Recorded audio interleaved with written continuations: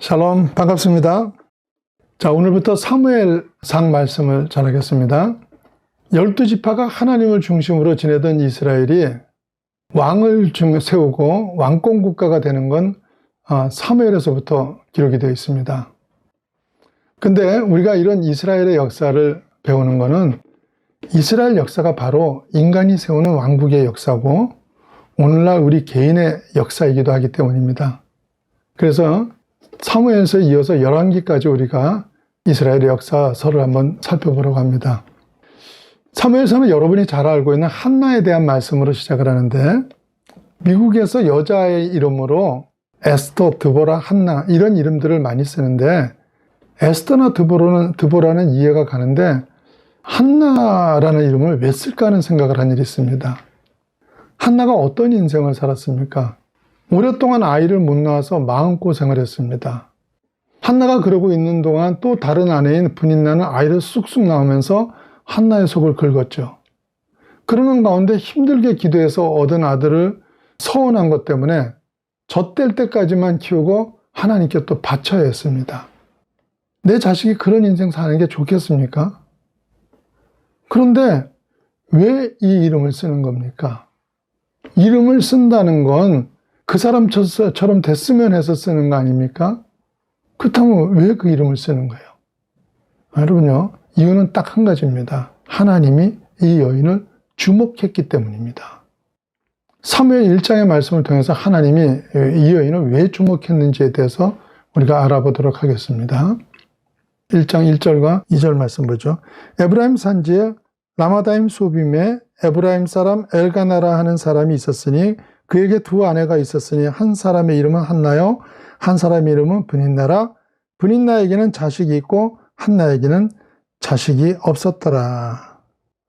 자, 엘가나라는 사람에게 한나와 브닌나라는 두 아내가 있었는데 브닌나는 자식이 있었고 한나는 자식이 없었습니다.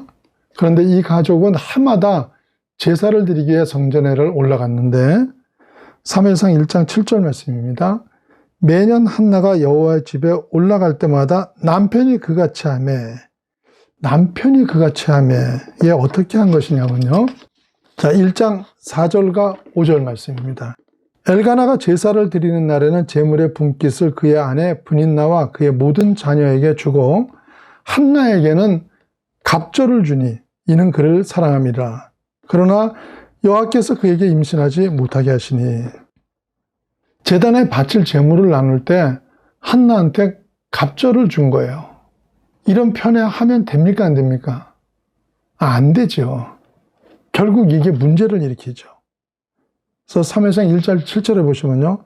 매년 한나가 여호와의 집에 올라갈 때마다 남편이 그같이 하며 브닌나가 그를 격분시키므로 그가 울고 먹지 아니하니. 그래서 브닌나가 더 못 살게 굴더라는 거예요.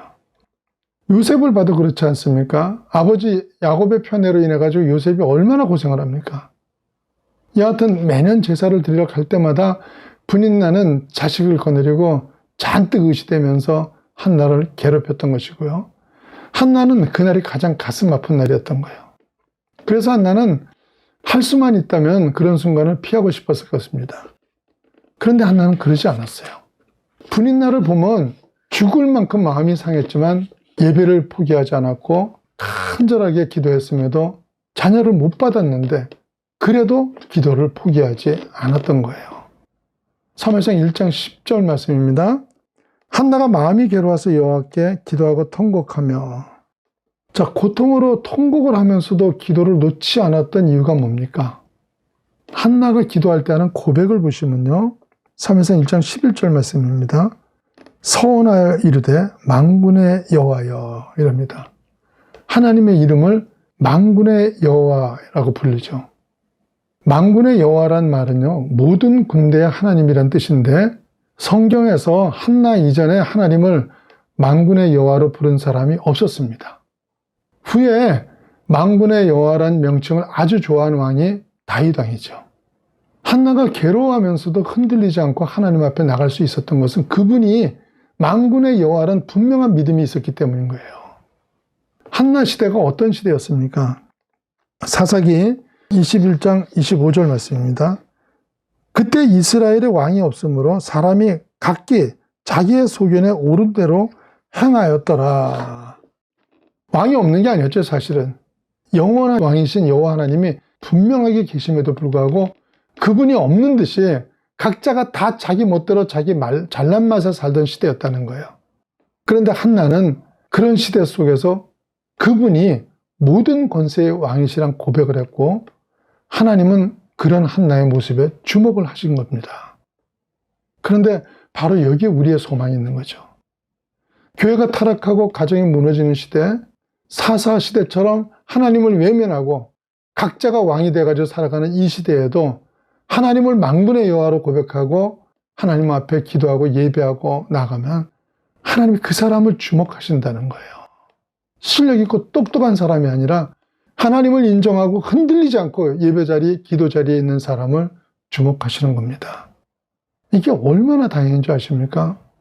우리가 요셉처럼 엄청난 시련을 이겨내고 다니엘처럼 당당하게 사자굴에 들어갈 용기는 없지만요. 이거는 할 수 있잖아요. 주일마다 요동하지 않고 예배드리고 매일 하나님 앞에 나와서 기도하는 거, 이건 할 수 있지 않습니까? 돈, 사람, 환경 아무것도 없으면 뭘 할 수 있어요?